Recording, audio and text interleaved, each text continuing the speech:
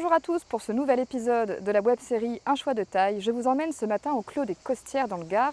On va rencontrer Domitille Carton qui est responsable d'exploitation.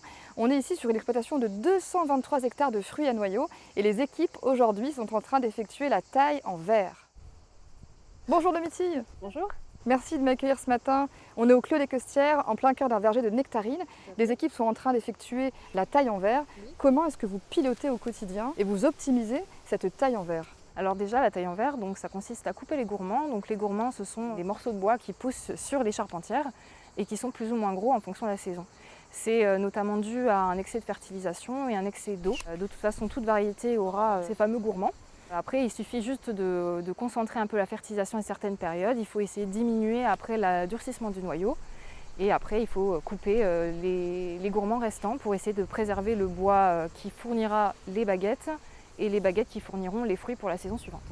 En octobre dernier, vous avez fait le choix d'équiper une partie de l'équipe de sécateurs électriques. Et puis devant les résultats obtenus, vous avez carrément équipé tout le monde. Est-ce que vous pouvez m'expliquer un petit peu tout ça?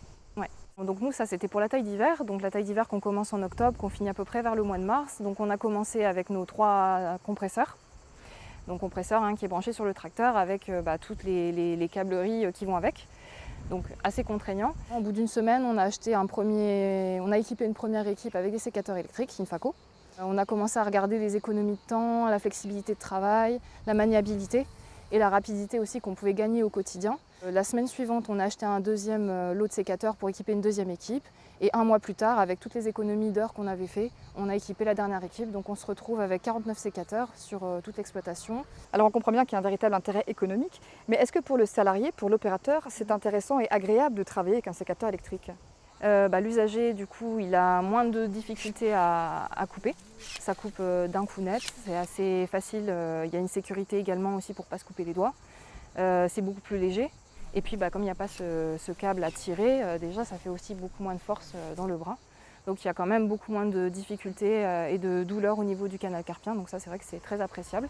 Après il y a ce côté maniabilité. Quand on avait le sécateur pneumatique, il fallait des fois, selon la longueur des rangs, arrêter toute l'équipe, rebobiner tout le câble et retourner avec le tracteur de l'autre côté de la parcelle pour finir le rang qui était plus ou moins long. Donc il y avait quand même une perte de temps et ça le personnel apprécie vraiment ce côté-là, c'est-à-dire qu'on peut aider un collègue qui est absent en prenant son rang sans trop de difficultés. Il n'y a pas ce câble qui nous gêne et cette contrainte de longueur de câble. Tous les soirs, les opérateurs rentrent chez eux avec leurs sécateurs. Comment est-ce que vous pilotez, vous entretenez ce matériel, ces 49 sécateurs sur toute la saison? Alors tout simplement, donc, quand le personnel arrive en octobre, on fait déjà une première formation avec notre prestataire PX Agri qui travaille sur le Gard et qui est notre intermédiaire entre Infaco et nous. On fait donc cette formation pour expliquer l'utilisation, le chargement, le déchargement et également comment limer et comment graisser son sécateur. Ensuite sur le site, on a notre chef d'équipe qui gère chacune de ces équipes. Il vient et il suit chaque personnel pour vérifier que l'entretien a été fait correctement chaque matin, parce que chaque matin il faut passer la lame, il faut graisser. Et si vraiment là le matériel ne fonctionne pas correctement, là dans ce cas-là on sort le sécateur, on en met un autre. Merci Domitille. Merci à vous.